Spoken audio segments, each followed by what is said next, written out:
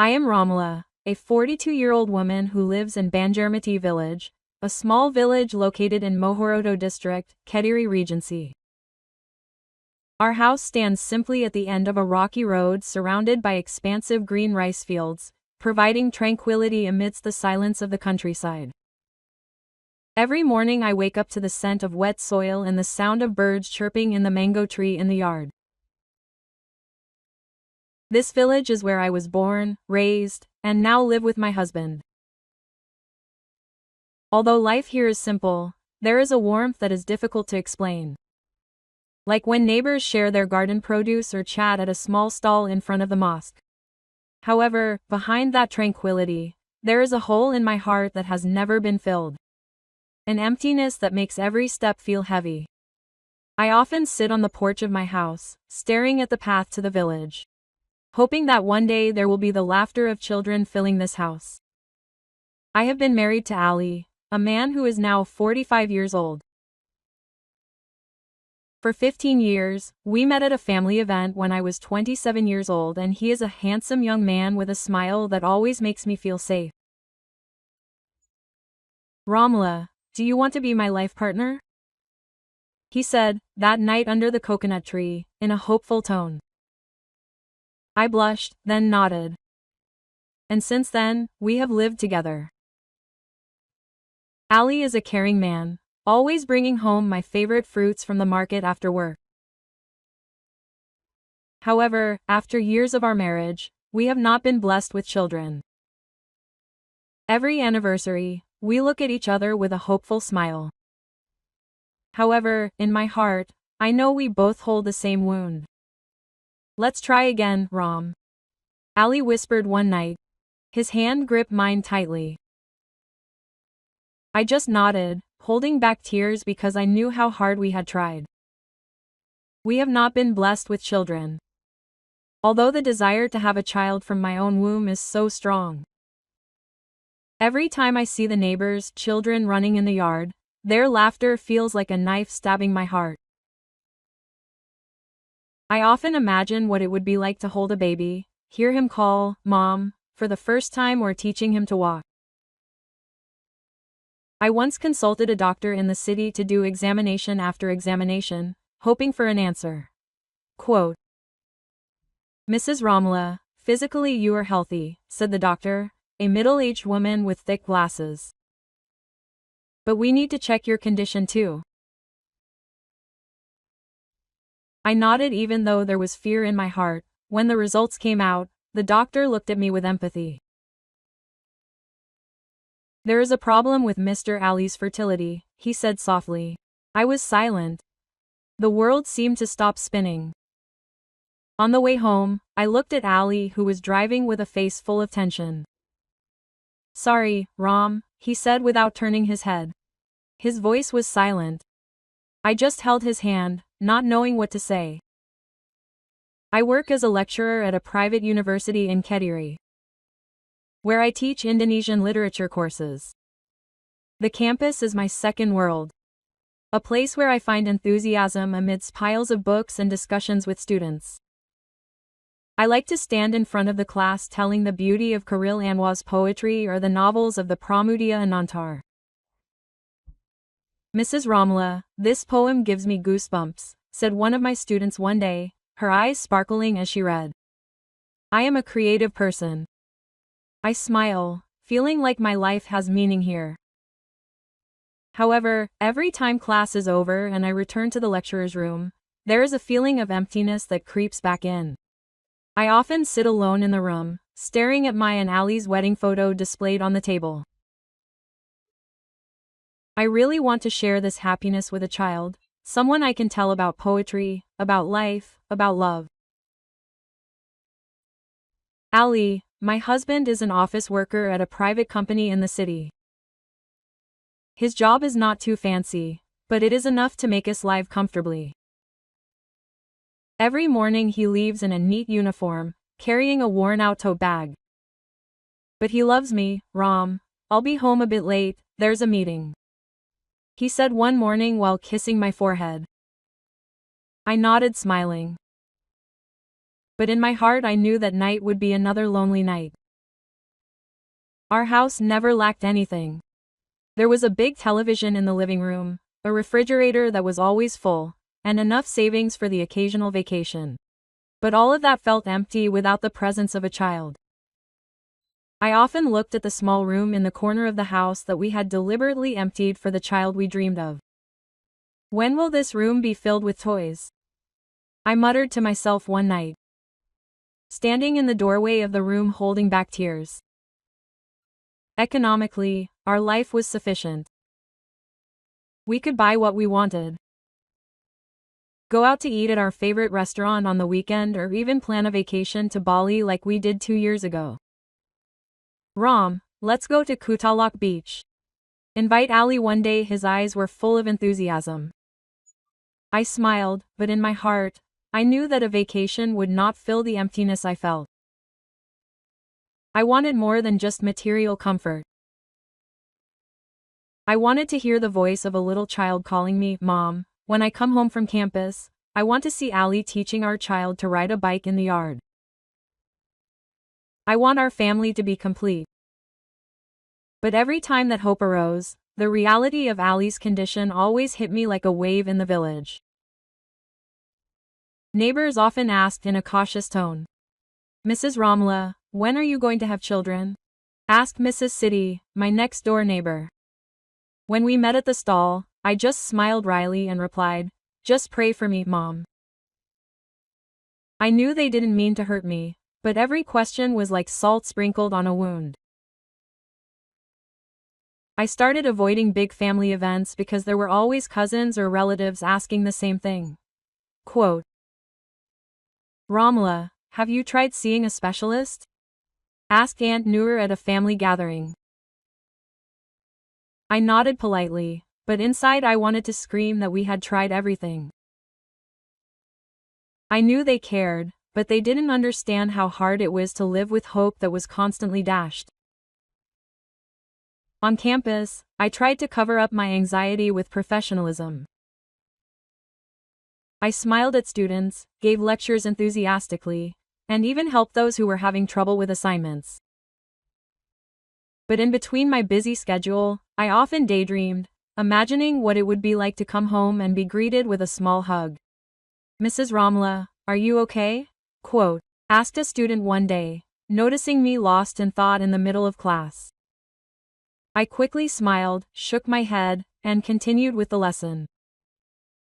But deep down, I knew that this emptiness was starting to eat away at me. I started to ask myself, do I have to keep living like this? Waiting for a miracle that might never come. Quote, the nights at home felt longer and longer. Ali and I often sat together in the living room, watching television without really paying attention. Rom, let's go to the doctor again, okay? Maybe there's a new way, Ali said one night. His voice was full of hope even though I knew he was tired too. I nodded, but deep down I knew the outcome would probably be the same. I began to feel that maybe I just had to find another way to fill this void. I didn't know what I was going to do, but something inside me began to whisper to me to take a step I had never imagined before. We had checked our biological conditions many times, moving from one doctor to another, hoping for a glimmer of hope.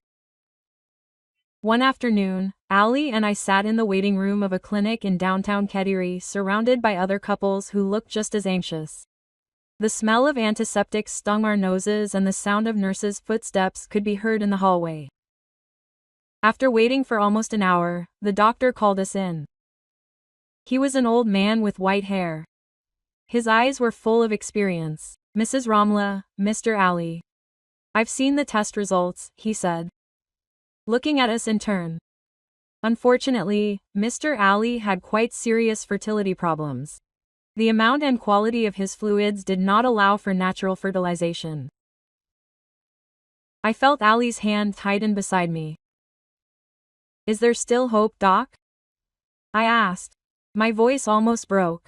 Doctor shook my head slowly. There were options like artificial insemination, but the chances were slim. On the way home? Ali was silent, just staring straight ahead. "Rom, I'm sorry," he said suddenly, his voice hoarse. I held his arm, trying to calm him down, but inside, I felt the world was getting further away from my dreams. Our extended family, especially my mother and older siblings, began to suggest a way out that they thought was simple: adoption. One day while gathering at my mother's house on the edge of the village, my eldest sister, Mbak Sari, pulled me into the kitchen. "Ramla, it's time for you to think about adoption," she said while stirring the tea in her cup. "There are many children who need affection. You and Ali can definitely be good parents." Quote. I stared at the steam rising from the tea, trying to hold back my emotions. "I know you mean well, but I want a child from my own womb," I answered, my voice firm but heavy. Mbak Sari sighed. "You're stubborn, Ram. But think about it, life isn't just about that." I nodded politely, but in my heart I flatly refused. I couldn't imagine raising a child who wasn't my own flesh and blood.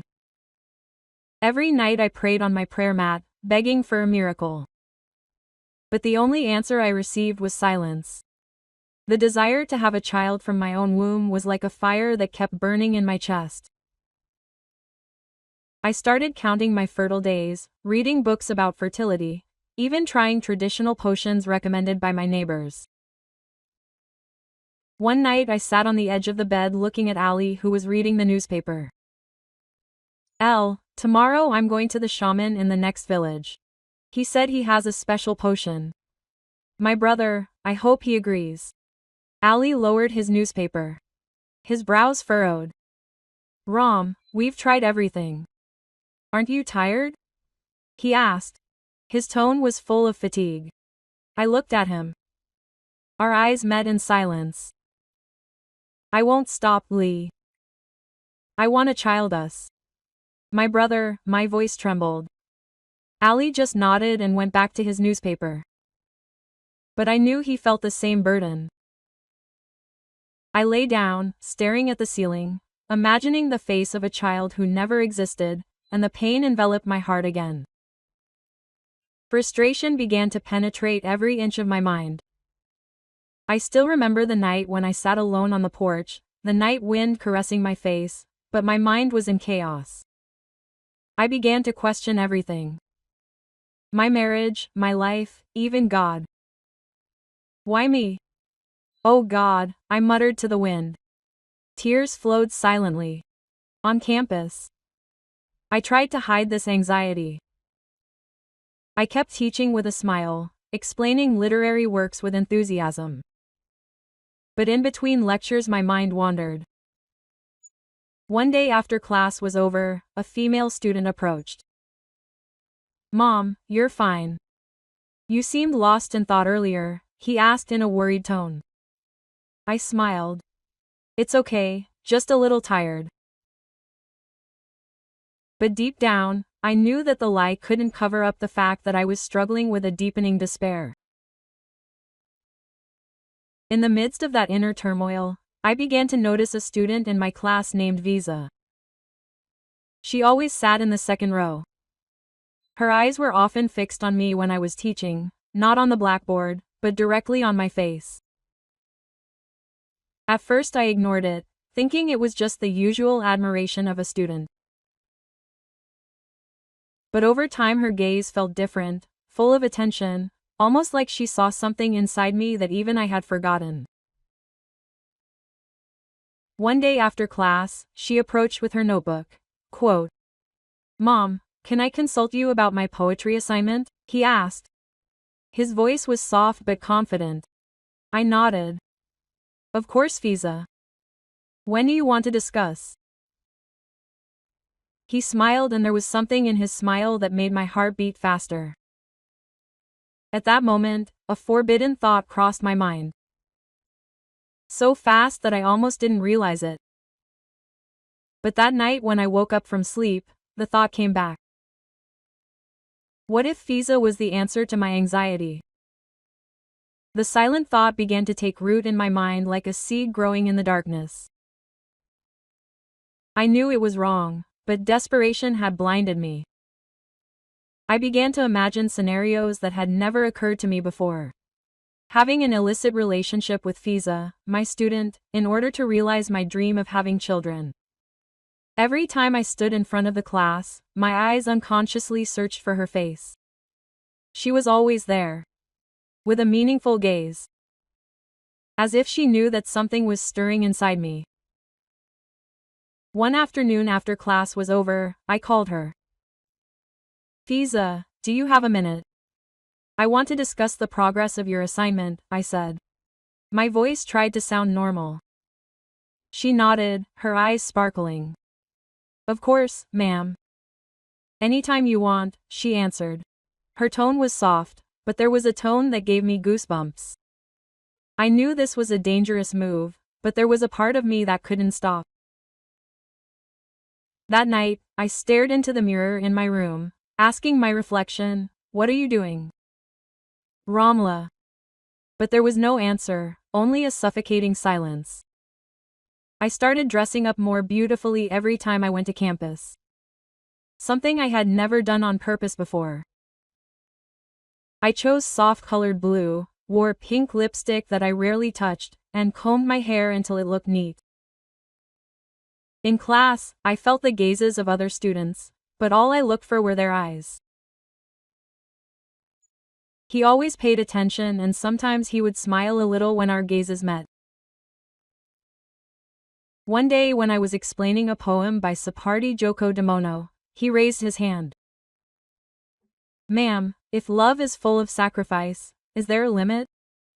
He asked, his voice full of meaning. I was surprised, but tried to stay calm. It depends on Bisa.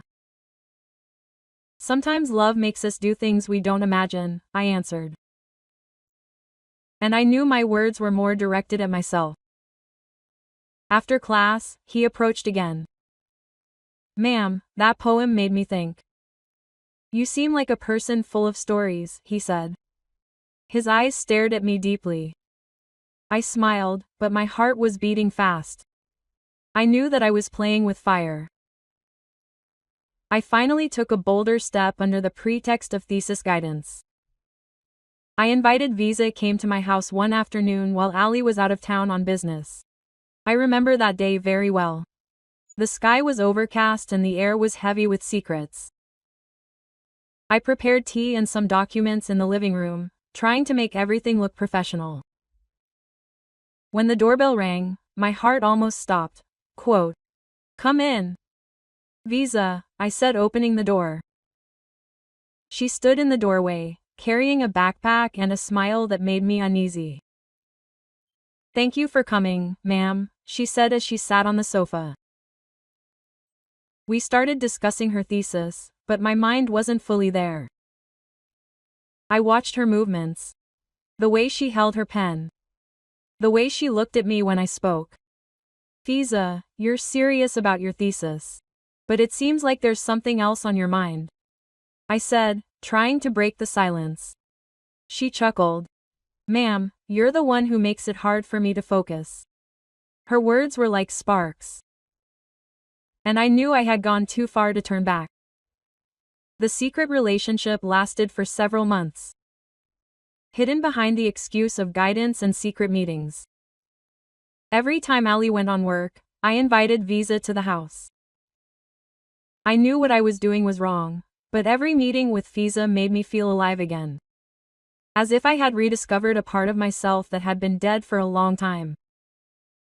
We never talked about feelings, only about unspoken desires and wishes. Ma'am, are you sure about this? Asked Bisa one night. Her hands were holding my cloth tightly. I stared at her, trying to find an answer that never came. Bisa, I just want something that I can't get any other way. I answered, my voice almost a whisper. She didn't ask again and we continued what we had started. Outside of those meetings, I remained the Ramla that everyone knew. A friendly lecturer, a loyal wife. But inside, I hated myself for betraying Ali. Finally, the miracle I had been searching for years came. One morning, after feeling nauseous for a few days, I decided to go to the doctor. I sat in the practice room. My hands were shaking as I waited for the test results. The doctor, a young woman with a warm smile, came in with a piece of paper. "Congratulations, Bur Ramla, you're pregnant," she said, and the world seemed to stop spinning. I cried. A mixture of happiness and guilt gripped me.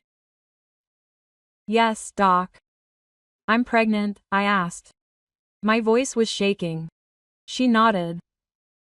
"Yes, around 6 weeks you have to start taking care of your health."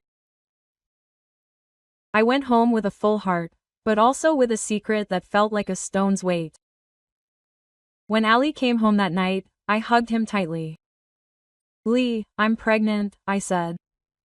Tears flowed. He looked at me, his eyes full of surprise and happiness.